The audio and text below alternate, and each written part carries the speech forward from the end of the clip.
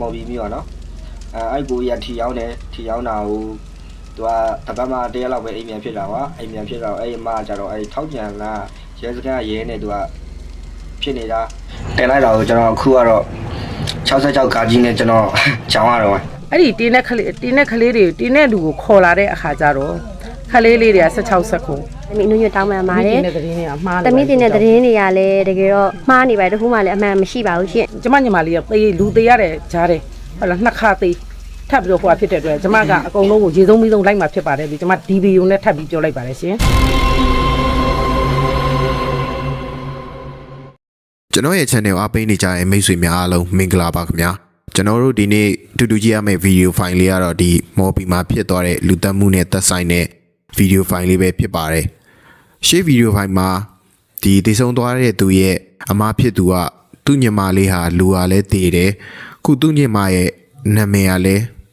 ဒီအပြင်ကနေပြီးတော့မဟုတ်တာကြီးပြော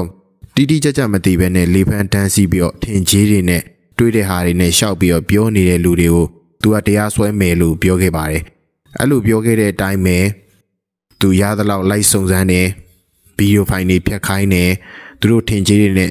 ဒီသိဆုံးသူကိုနစ်နာအောင်သိခါကြအောင်ပြောထားတဲ့ဟာတွေကိုသူလိုက်ပြီးရသလောက်လေးလက်လန်းမိသလောက်လေးလိုက်လုပ်ထားတယ်ဒီဗီဒီယိုထဲမှာတော့သူမဟုတ်မမှန်သတင်းပြောတဲ့သူနှစ်ယောက်ကိုသူကမိထားရပေါ့နော်ဒါကတော့သူကတရားစွဲဖို့ပါပဲဒါပေမဲ့မိတဲ့ကလေးလေးတွေကလူငယ်လေးတွေ16 18 20တောင်မကြော်တဲ့ကလေးတွေကဒီလိုမျိုးဟိုလိုက်ရဖို့ရေးနာမည်ကြီးဖို့ရေးသူတို့ကိုသူတို့ဒီလူတီများဖို့ရေးကိုကြောက်စရာကောင်းတဲ့လူသက်မှုပြီးကြမိသားစုတွေကလည်းပူဆွေးနေရတယ်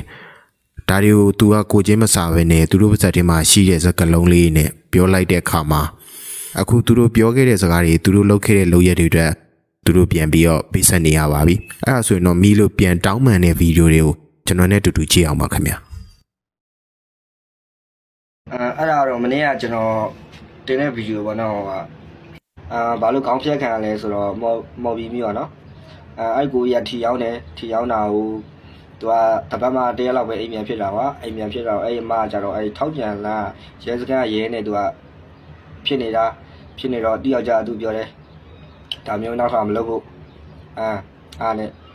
နောက်ခါကျတော့တယောက်ကြပြန်လာတဲ့ချိန်အဲ့ဒီမာကြီးကအဲ့ကောင်လေးနဲ့အဲ့ရဲစခန်းကောင်လေးနဲ့ဗီဒီယိုပြောရတဲ့ဗီဒီယိုပြောတော့အဲ့အကူရပြောရပေါ့ပြောရင်အဲ့စကားများပေါ့စကားများပြီးတော့အဲ့မာကြီးကကွာမယ်ကွဲမယ်အဲ့လိုပြောတော့ခေါင်းဖြတ်ပြတာခေါင်းဖြတ်ပြပြီးတော့နေ့ရက်ခေါင်းဟိုရဲစခန်းကိုသွားပြီးမယ်ပေါ့ရဲစခန်းကိုသွားပြီးမယ်ဆိုပြီးတော့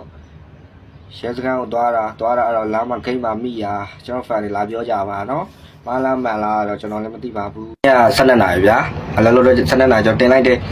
ကျွန်တော်ရဲ့ဟောပေါ့အဲ့ Facebook မှာလည်းကျွန်တော်မြင်ရပါတယ်အဲ့လိုပဲသူရေးထားတာပါရေးထားတော့ကျွန်တော်ကလည်းအဲ့လိုဖြစ်မှာလားအဲ့လိုလားပေါ့ကျွန်တော်တင်လိုက်တာကိုကျွန်တော်အခုကတော့66ကာကြီးနဲ့ကျွန်တော်ကြောင်းရတော့အဲ့ဒါကာယကရှင်အမကြီးကိုယ်တိုင်ကလည်းကာယကရှင်တော့ဖြစ်နေတာကာယကရှင်အမကြီးရဲ့အမအတူမသူ့မကိုယ်တိုင်ကလည်းကျွန်တော်လာပြီးတော့ပြောထားတယ်ကျွန်တော်အဲ့ဗီဒီယိုဖြတ်ဖို့ဒါပေမဲ့တခါတော့သူက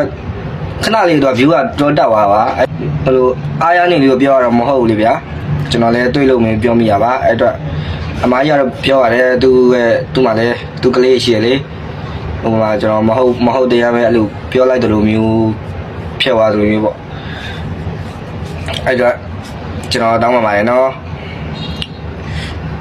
ခွင့်လုပ်ပေးပါလို့စတီလက်ကောက်အောင်ကျွန်တော်စတီလက်ကောက်ကျွန်တော်ကြားလို့ရတယ်ဒါကတော့ပထမဆုံးတရားပေါ့နော်သူပြောရဲနေဖြစ်တာတွေရောဗီဒီယိုကောနဲ့မိတာတွေရောနောက်ဆုံးမှသူဘာပြောတော့သူ့ရဲ့ fan တွေကသူ့တော့ကျွန်တော်လည်းမသိပါဘူးသိတဲ့လူတွေကတော့သိမှာပေါ့သူ့ရဲ့ fan တွေကလာပို့လို့ပြောပြတာပါဆိုတော့လူတယောက်အကြောင်းကိုလူတယောက်ရဲ့အကျင့်လူတယောက်ရဲ့အကြောင်းလူတယောက်ကိုမသိဘဲနဲ့ဝေဖန်ပိုင်းခြားတာပြောဆိုတာဆွဆွဲတာဆိုတာတော့တကယ်ဆိုမကောင်းပါဘူးတာမန်ကျွန်တော်တို့အပြင်မှာနေနေတဲ့လူတွေတောင်မှကိုယ်အတင်းပြောခံရတယ်ကိုမဟုတ်မမှန်ပြောခံရတယ်ဆိုရင်တောင်းတန်းရုံဟိုနားလေပေးတဲ့စိတ်ရှိတဲ့လူကတော်ပါဂူးမဆိုင်ပါဘူးရေးမလုပ်ပါဘူးဒါပေမဲ့စိတ်ဆက်တဲ့လူတွေဆိုရင်တော့မင်းတို့ဘယ်သူပြောတာတော့ ငါလှုပ်လို့လားငါအကြောင်းဟုတ်လို့လားငါဒီလိုလှုပ်လို့လားဒီလိုနေထိုင်လို့လားမင်းဘသူပြောလို့မင်းကငါအကြောင်းကိုပြောတာအောင်လို့ပြောတဲ့အချိန်မှာတော်တော်များများလူတွေကဟိုလူကပြောတာပဲလေဟိုကကြားလာတာငါလည်းမသိဘူးဒီလိုပဲပြောတတ်ကြတဲ့လူတွေကအမှန်တကယ်ကတော့ဒီလိုလှုပ်တွေဟာရှက်စရာတော်တော်ကောင်းပါတယ်ကျွန်တော်တို့လည်းတက်နိုင်တဲ့လောက်ရှောင်ပါတယ်ပြီးကြအခုဟာပို့ဆိုးတာဒါတေဆုံးသွားတဲ့လူတယောက်ရဲ့အသက်တောင်တေသွားပါပြီဆိုတာကိုအခြေမြင့်မရှိတဲ့တခြားလူတွေပြောတဲ့စကားတွေနဲ့နာမည်ပါသိအောင်နောက်တစ်ခေါက်ထပ်လုပ်တဲ့သဘောမျိုးဖြစ်တယ်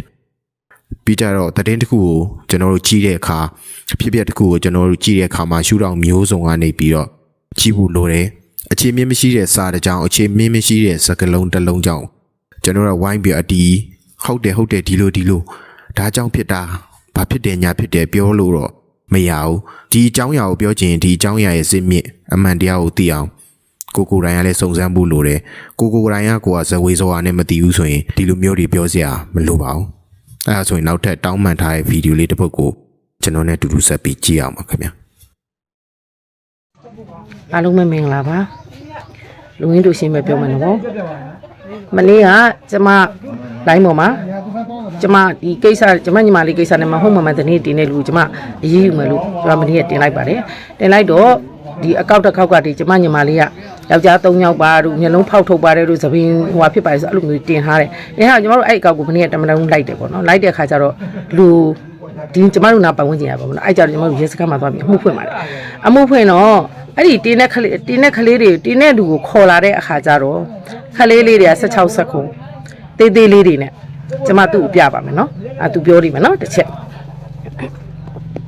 အားလုံးပဲမင်္ဂလာပါတမီးရကြတော့မမကိုဘယ်လိုပြောလဲ line ပေါ်မှာတင်ထားတာ TikTok မှာတင်ထားတာပါတင်ထားတာဆိုတော့တမီးမီဒီယာတွေလည်းတမီးရဲ့အကောင့် screenshot ရိုက်ပြီးတော့တင်နေတဲ့အတွက်ကြောင့်သတင်းတွေကပို့ပြီးကားသွားတာပေါ့နော်တမီးကောင်စူရီဆိုတဲ့အကောင့်လေးနဲ့တင်ထားတာပါမမကိုတမီးကမသိဘဲနဲ့တေချာသတင်းအတိအကျမသိရပဲပတ်ဝန်းကျင်ပြောတဲ့စကားကိုနားယောင်ပြီးတော့မတေချာပဲနဲ့တင်လိုက်မိတာမမယောက်ျား3ယောက်ရှိပါတယ်ပြီးတော့မမကိုတည်လာတဲ့ချိန်တော့မျက်လုံးပါမလားလက်တွေပါမလားဆိုတဲ့သတင်းအမှားတွေကိုတမီးကတင်မိတာပါအဲ့တော့ကြာတမီးတောင်းပန်ပါတယ်ရှင်မမကိုလည်းဒီကနေတမီးအနှွှတ်တောင်းပန်ပါတယ်တမီးတင်တဲ့သတင်းတွေကလည်းတကယ်တော့မှားနေပါတယ်တခုမှလည်းအမှန်မရှိပါဘူးရှင်ဒါပတ်ဝန်းကျင်စကားကားပြီးတော့တမီးကလည်းထပ်ပြီးကားလိုက်မိတာပါရှင်ကာယကံရှင်ရဲ့မိသားစုအားလုံးလည်းတမီးတောင်းပန်ပါတယ်ဒီကနေလည်းမမတက်တဲ့တမီးကနေအနှွှတ်တောင်းပန်ပါတယ်ရှင်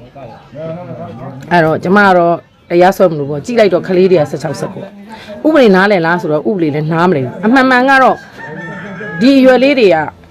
ကဘယ်လိုလုပ်မလဲအเจ้าနေစားအရွယ်တွေပဲရှိတယ်အဲ့တော့ကျမထဲလိုက်ရင်ဘယ်လိုဖြစ်ကြမလဲပေါ့နော်အဲ့တော့ကျမသူတို့ဒီကနေပြီးဝင်ချတိုင်းခံမှခံတယ်ဒါပေမဲ့ဒါကျမကလေးတွေလည်းဖြစ်တယ်အိမ်ကိုရဲ့လမ်းထဲမှာလည်းဖြစ်တယ်ဆိုတဲ့ခါကျတော့ကျမခွင့်လို့ပေးလိုက်တယ်ပေါ့နော်ဒါပေမဲ့ကျန်တဲ့လူကိုတော့ရှေ့လျှောက်ကျမထိမိနဲ့လုပ်ပါမယ်လို့နောက်ပြီးတော့ဘာဖြစ်လို့အဲ့လိုတွေပြောနေဆိုတာမသိပါဘူးတက်လှုပ်ကိုတက်လှုပ်ကဒီတက်လှုပ်ကိုတက်လိုက်တယ်သူ့ရဲ့ခင်မွန်းလေးကိုနိုင်တော့မှသူ့ရဲ့ထွက်ဆိုချက်မှာသူမိန်းမတိတ်ခါကြစီတဲ့စကားလုံးတစ်လုံးမပါပါဘူးဟာလားသူမိန်းမဒီလိုတွေဖြစ်ပါတယ်ဆိုတာမပါဘူးသူမိန်းမလည်းသူနဲ့ငွေကြေးကြောင့်ဖြစ်ပါတယ်ပဲသူထွက်ဆိုထားပါတယ်အဲ့ဒီလိုပဲကျမတို့ဘက်ကလည်းဥပဒေလမ်းကြောင်းအရာသွားမှာပါဟာလားအဲ့ဒီတက်လိုက်တဲ့တက်လှုပ်ကျမညီမလေးရဲ့ယောက်ျားကိုကျမတို့ကတတ်မဲ့ဖြတ်မဲ့ဆဲဆိုခြင်းပုတ်ခတ်ခြင်းဘာလုပ်ခြင်းဆိုတာမရှိပါဘူးကျမတို့ကဥပဒေလမ်းကြောင်းအမှန်တိုင်းပဲဥပဒေပေးတဲ့အဆုံးဖြတ်တိုင်းပဲဟိုဟာဖြစ်အောင်ကျမတို့သွားမှာဗလန်းကြောင်းတိုင်းပဲသွားမှာပါလားအဲ့တော့ဘူးကျမညီမလေးတက်ခါကြအောင်တင်နေကြတဲ့လူတွေလည်းအချိန်မီခါမီပို့တွေကိုပြန်ဖြတ်ပေးပါမဖြစ်ပေးဘူးဆိုလို့ရှိရင်တော့ကျမကဥပဒေလမ်းကြောင်းအတိုင်းအကုန်လုံးကိုမရမကလိုက်လုံးမှာဖြစ်ပါတယ်ကျမညီမလေးကလူသေးရတဲ့ကြားတယ်ဟုတ်လားနှစ်ခါသေးထပ်ပြီးတော့ဟိုဟာဖြစ်တဲ့အတွက်ကျမကအကုန်လုံးကိုရေဆုံးပြီးဆုံးလိုက်မှာဖြစ်ပါတယ်လို့ကျမဒီဗီဒီယိုနဲ့ထပ်ပြီးပြောလိုက်ပါတယ်ရှင်ဒါကလေးတွေမှုလို့တော့ကျွန်တော်ခွင့်လွှတ်လိုက်တယ်ပေါ့နော်ဟုတ်ကဲ့အားလုံးပဲကျေးဇူးတင်ပါတယ်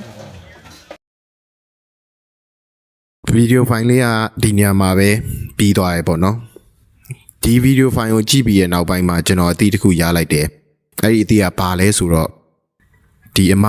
သိဆုံးသူရဲ့အမဖြစ်သူဒီအမတကယ်ကိုတော်တယ်တဲ့အမညီမဖြစ်သူကိုကာကွယ်ပေးနိုင်တဲ့အမခုလူတွေ